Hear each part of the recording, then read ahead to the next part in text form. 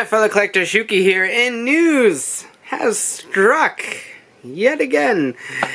So, remember back in March when we learned that Hasbro is now the master toy license holder of Power Rangers, which was a huge shock to everyone. Well, not a huge shock to everyone because Bandai America's kind of like trash lately, but anyway, and so in that agreement, in that contract, there was a little blurb that said that Hasbro, shortly after they were granted the Master Toy license, which begins in April 2018, they would have the option to buy the entire IP from Saban Brands. And so everyone's like, yeah, that could actually be pretty cool. They're doing a bang-up job with Transformers. We're getting some movies that are questionable quality, but we're getting movies and some pretty good TV series. I haven't seen Rescue Bots, but I've heard Rescue Bots, despite being skewed toward younger kids, is actually a pretty good, decent show. Rid is kind of hit and miss for me. I enjoyed quite a few bits of Robots in Disguise, but I understand some people didn't. Prime was really good when it was on, so Hasbro's got a pretty good track record with Transformers. We got good comics and stuff too that are unfortunately ending pretty soon, but they're starting up a new universe, which could be pretty exciting. I don't know, we'll have to see what happens with that, but this is not a Transformers vlog, but I digress. So, I don't know what happened exactly, but that timetable flashed forward almost a year, and backward almost a year. We flashed forward a year. Is it 2019 now, and I just don't know? I hope so. But it's theirs. Hasbro announced this morning that as of May 1st, 2018, they have intent to purchase all of Power Rangers, all of Saban Brands' other IPs, Popples, Julius Jr., whatever else they have. They have a whole bunch of smaller properties, obviously, but it's it. That's it has to get approved, obviously, by all of the government-related stuffs, but it's expected to clear it, and as of sometime this quarter, Power Rangers is now Hasbro's. What this means for the franchise is definitely still very up in the air.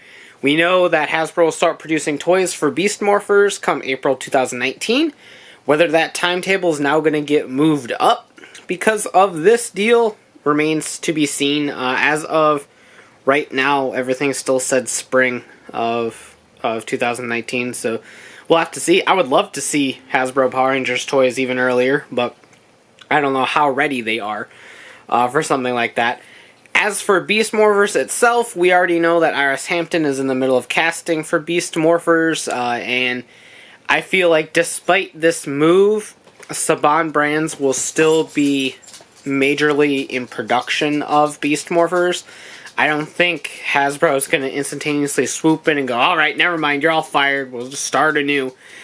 I don't think that's really going to happen with Beast Morphers. I feel like Beast Morphers is probably going to end up being something very much like Wild Force. I almost said Wild Charge for some reason. Wild Force, in that it is when Disney kind of took over, but the production was still very much Saban related at the time, so I feel it's going to be kind of like that, where the production side of things is still going to be very much the Saban team, whereas everything else internally is kind of Hasbro starting to take over. So it was not only a transitionary year for the toys, it's now going to be an entirely transitionary year for the franchise in general. So we'll have to see what happens with that. So I'm not like super excited in the realm that there's still a huge possibility that Hasbro could just go, alright, this is ours now, but Saban Brands, we will pay you to produce and manage this show. Because if I remember correctly, it was stuff like Transformers Prime and Robots in Disguise. It's not like Hasbro's in-house stuff. They like license out the production of these shows to other companies. So it could end up just straight up being, hey, here's more of the same, but we own this now. which I'm hoping is not the case, obviously. I'm hoping that even if it is Saban Brands produced, running even past Beast Morphers, that Hasbro will have the final say in things, and they might want to skew it a little bit older to, you know, like 8 to 12-year-olds instead of 3 to 6-year-olds, like it should be. And another possibility, of course, is a multi-tiered kind of system that Hasbro has done with Transformers. I don't know exactly what they're doing moving forward, because everything's kind of shaking up a little bit with Transformers, but with Transformers, there was always like a kids group, a teens group, and an adults group. I don't have 3 arms, so I can't do it properly, but so like the kids group had rescue bots and rescue bots orientated toys. The teen or like older kid demographic was focused on robots in disguise and their associated toy line, which also kind of skewed toward the kids as well. That was a much bigger age bracket for them. And then there was the adult collectors, which was obviously the Generations Prime Trilogy, the Machinima series, as much as everyone ragged on that, because it wasn't super good. Got some good voice talent, though, but other than that, and so that is an adult-orientated thing. And the comics, you can definitely say, are more of an adult-orientated medium. So they have different things for different target audiences. And that's something that could definitely happen here as well. Whether Boom keeps the comics after their license deal right now is up will be up to Hasbro. I'm hoping they do, because Boom's nailing it. And as much as I think IDW could also nail it, I'm content with what we have, and I don't really want change in that regard. Bella decided it was food time. I don't disagree with her, but so that's another thing that's kind of up in the air, what will happen to the comics, but we still have probably quite a while before that license deal has to get renewed, so we'll see what happens there. Hyperforce is another thing. There's been a lot of rumors about Hyperforce Season 2. Melissa Flores of Saban Brands on the finale said just kind of keep an eye on things. There's nothing that they can announce yet, but they made it sound like it was definitely a huge possibility. Again, now that Hasbro's in charge, I don't know how those licenses work. I assume after Season 1 ended was when that license deal ended, and so now they have to work out another contract, and now that Hasbro's about to own the property, I don't know, that's going to be up to Hasbro, I assume. I could see it going either way. I could definitely see Hasbro just going, no, we don't have interest in that. On the flip side, I can also see Hasbro going, we own Dungeons & Dragons, because Hasbro owns Wizards of the Coast. And this could be something that we could market. Excuse me. This is something that we could market and sell and make money off of. And Hyperforce would be a nice way of advertising this new Power Rangers roleplay system. So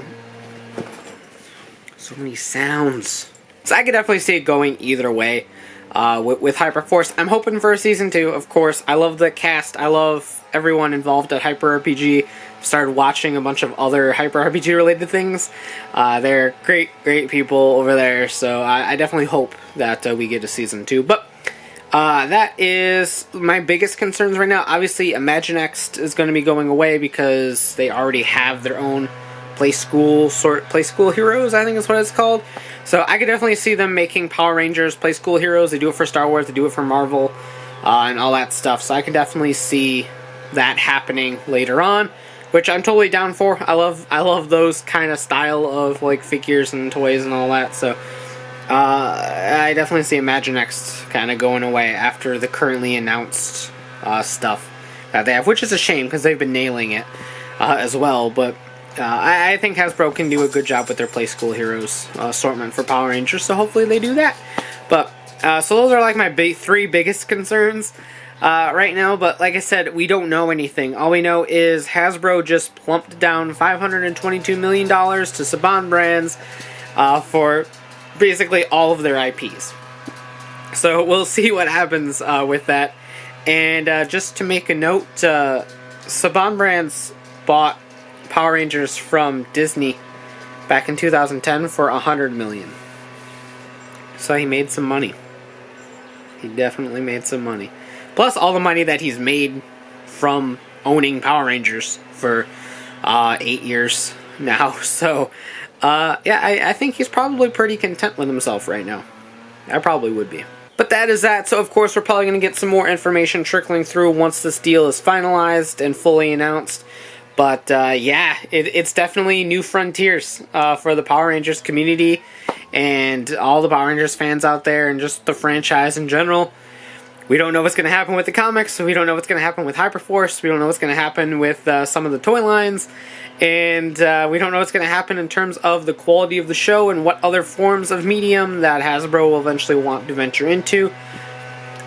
That's probably really annoying, and I'm sorry. So I'll go ahead and end this here. Let me know your thoughts on the Hasbro acquisition down in the comments below.